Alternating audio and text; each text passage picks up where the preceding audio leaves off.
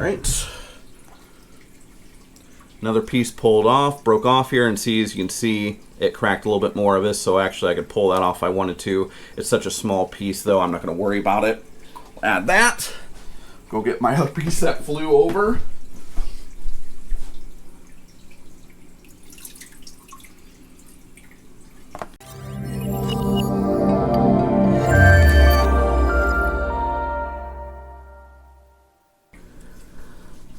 Everyone knows what this coral is. I'm surprised if you don't. But this is the nice and wonderful green star polyps.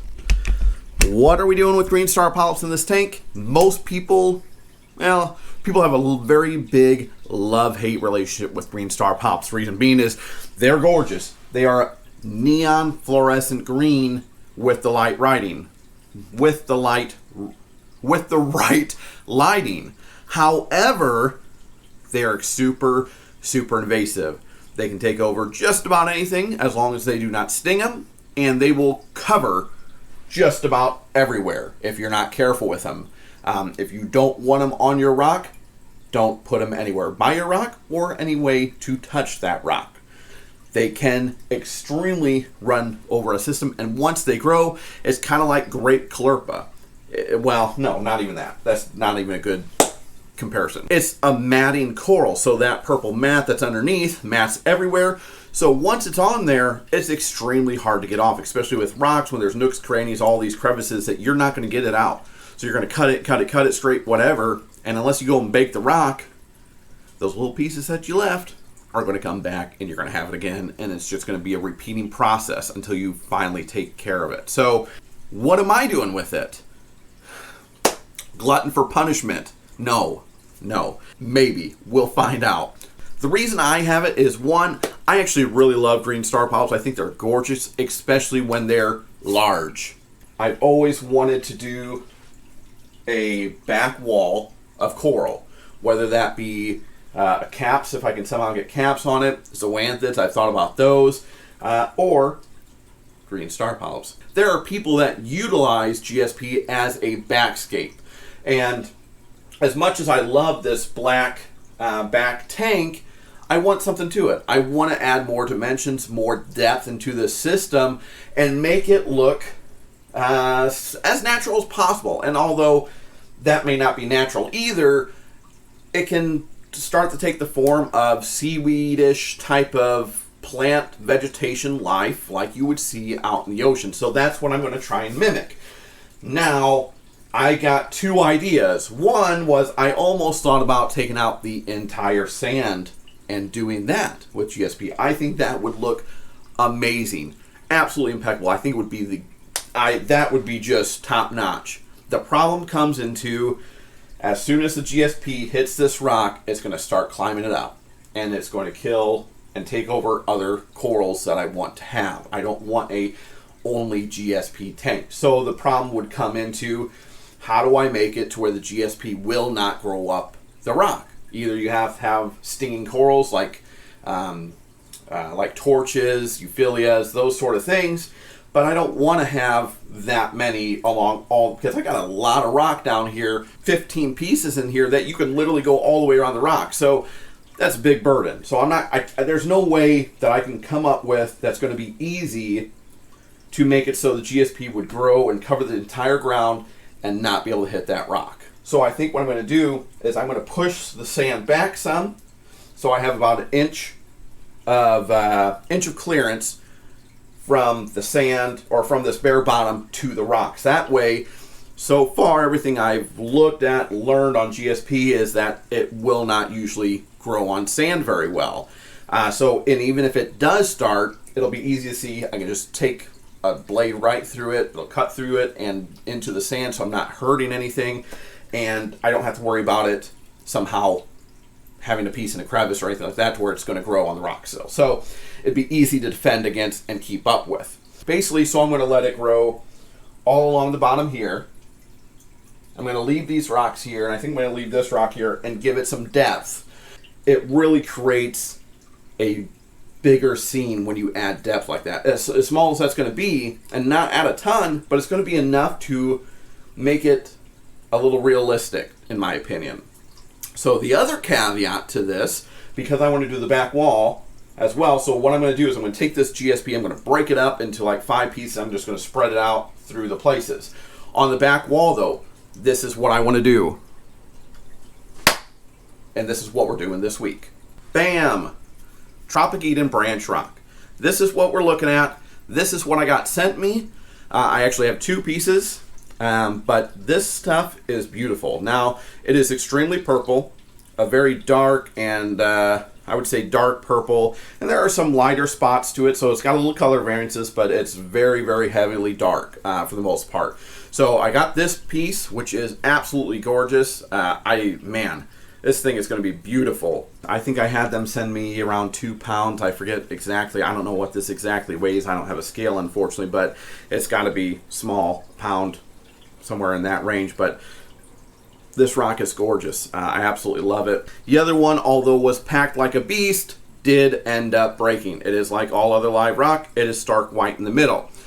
Fear not. What I'm going to do is we'll fix it. I could glue it back together and use it as is, but actually, because I'm going to add depth with these pieces, I'm actually going to keep them separate. I'm going to flatten out the bottom so I can put something on them, and then we'll add some depth. So the idea here is one of them may actually go up in the front here, but these other 2 pieces, and just so you know, it did break. Unfortunately, that's the nature of shipping rock, especially branch rock plate pieces.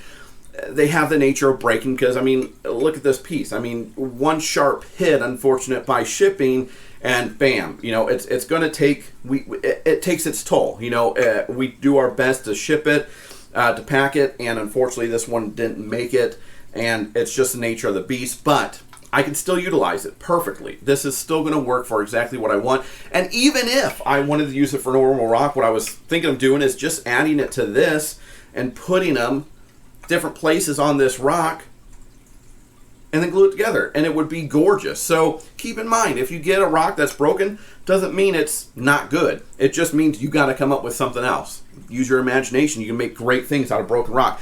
I actually prefer it because, I mean, look what I made with this middle piece. I think that's amazing. So I'm biased, it's mine, but still.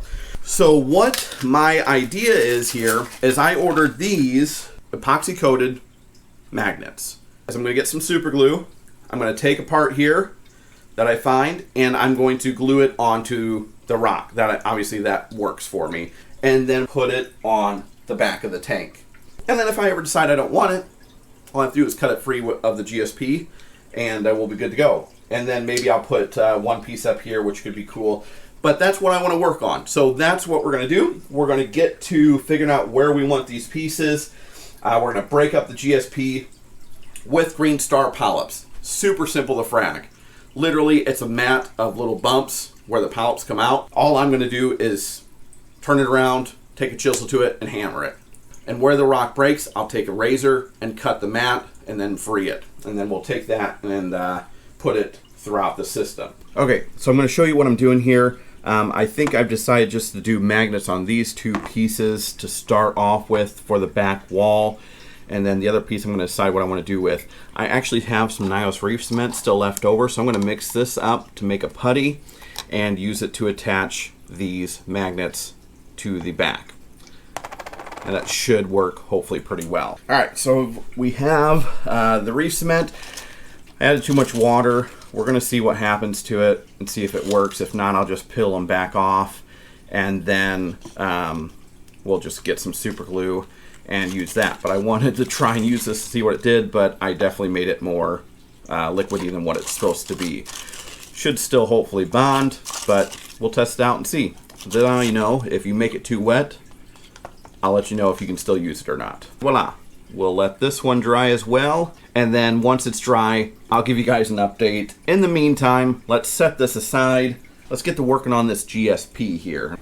Alright, tools of the trade. Hammer. Well, this is a flathead screwdriver. It's a smaller piece, so I'm not going to use a chisel. This comes down to a pretty fine point, so we should be okay. We have the piece ready to go. As you can see here, there's tons of little bumps here, and that's where the polyps come out. So I'm going to take the screwdriver and get it in between them. I want to try and damage as little as possible, and so I don't hit the polyps and destroy those. So I'm literally just going to start whacking away and I don't know, maybe get 5-6 pieces out of it or something like that. If you're squeamish, look away.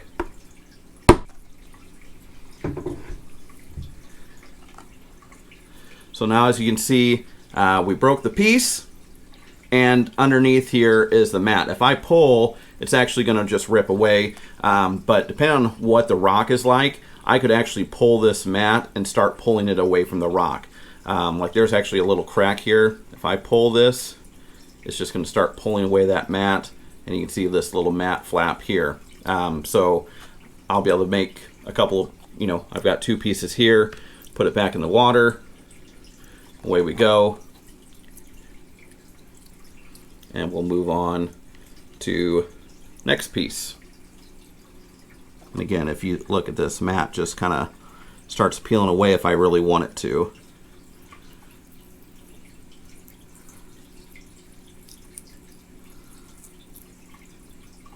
Now I can just glue this mat down to another piece of rock, and away we go. So we have, a good 7 or 8 pieces in here. I'm going to take them out, put them back in the system, just so they're in nice fresh water again, can heal. And then once everything's ready to go, we'll start gluing it to rock. Now both pieces are on the back wall. I've taken some of my frag pieces, glued them on there. I've got 2 or 3 per branch, see what they do, see how fast they grow. I've got a couple pieces on the back wall themselves, and then I've got a few more pieces down here, another piece up here. All in all, I got like 10 frags out of that thing. I could have definitely made more if I would have wanted to peel more of the mat off of this larger chunk, but I decided not. We'll see what happens. But got a lot of pieces out of it. They are all coming out, doing great. They look phenomenal. This other piece of the Tropic Eden branch, it's just so beautiful. I didn't want to put it on the back wall because I have so much rock. I'm not going to see it like that unless I'm looking up and over, and so I didn't want to waste it back there. I think either I'll make it, I haven't decided yet. I gotta, if you have an idea, let me know. But either one, I'm going to put it down in front and let GSP cover it, so it gives it a ton of dimension here in the front, or I'll put it somewhere in the tank and make a nice little bridge and use it for frags and that sort of thing. But I think this would look awesome if it really was covered in GSP or maybe zoanthid, something that has a nice matting effect that would really show the details of the branch still and get all these crevices and nooks and crannies, but not be rock. Have live coral out, just covering it. So I think that'd be really cool. So we'll see what I do, but this rock is great. I love it. That worked out phenomenal. So if you want to make your own little frag shelves with this type of stuff, there you go. Get some epoxy coated magnets, super glue it on there, and you've got a shelf. This actually would make a really nice shelf. With all the rock I have, it just won't work. So that's it, guys.